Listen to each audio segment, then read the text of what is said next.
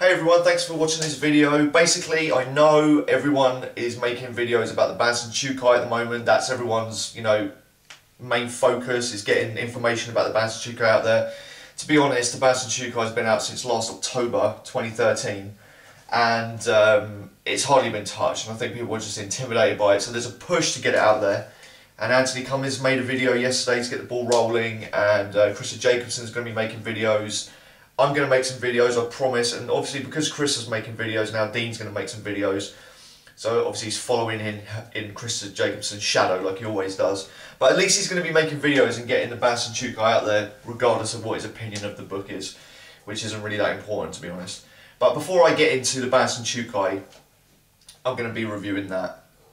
Now, for anyone of my friends that's not familiar with ninjutsu, Iga and Koka are provinces in Japan. Today, Iga is Mei province, and today Koka is Shiga province.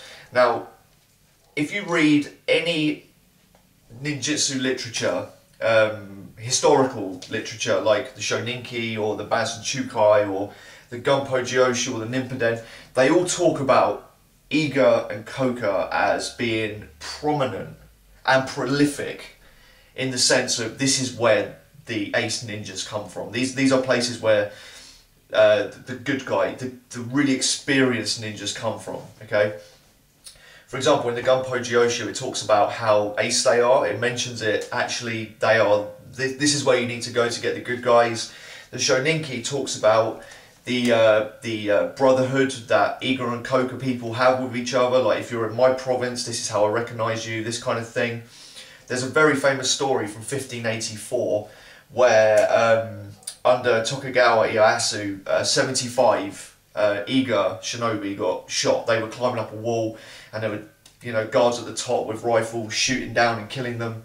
So although a lot of people will say, well, that doesn't make them that good, the point is, and the Bansen Chukai as well, sorry, how can I forget that? Bansen Chukai was written, Fujibayashi was from Iga and later picked up by the ninja of Koka. But basically, the point I'm making is here that throughout history, Iga and Koka have been prominent in all of the other manuals, but there's never really been a manual released by the Iga and Koka people. So there was a samurai called Chikamatsu Shigenori, and he decided he was going to go to these provinces and learn their ways, And the reason I think this book appeals to me so much, not just the way it was written, but the information inside, because I'm fascinated by spy work. That's why I love the art of war. And this book has got an extensive amount of study regarding spy work. For example, they do commentary on Sun Tzu's Art of War, the 13th chapter. So if you don't know about the Art of War is 13 chapters, very short book, and the last chapter is the use of spies. And they do a commentary on the use of spies. So this is, you always hear about spies and, in feudal Japan and things like that, but you never really know what's behind that. Someone's going to spy on someone else, it's really not that simple. Everyone knows it's not that simple, but you also don't really know the extensive work that goes into getting a spy in the enemy province or finding out information or converting a spy and things like that. And me and Anthony are working on the Art of War, and we're actually dreading getting to researching the 13th chapter, because although it's a very small chapter, it's talking about converted spies and doomed spies and things like that, we're also going to have to look at this book, and it's extensive in its research when it comes to Sun Tzu's Art of War. So Chikamatsu Shigenori obviously goes to Iga, goes to Koka, and he finds out all of their skills and all of their traditions and things like that, and writes them in this book.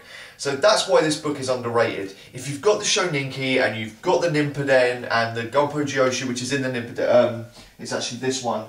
This has actually got the Nippuden and the Gunpo Jyoshu in one book, so you need to pick this up as well. But if you've got the Shoninki, which is obviously that bad boy, and the Bansen Chukai, which is, by the way, what colour is that? If I hold it next to my orange beard, what colour is this book? Comment below and let me know. All of them mention Iga and Koka, so if you're ever at that point where you want to know what all the fuss is about, you need to pick this book up, because it is absolutely incredible.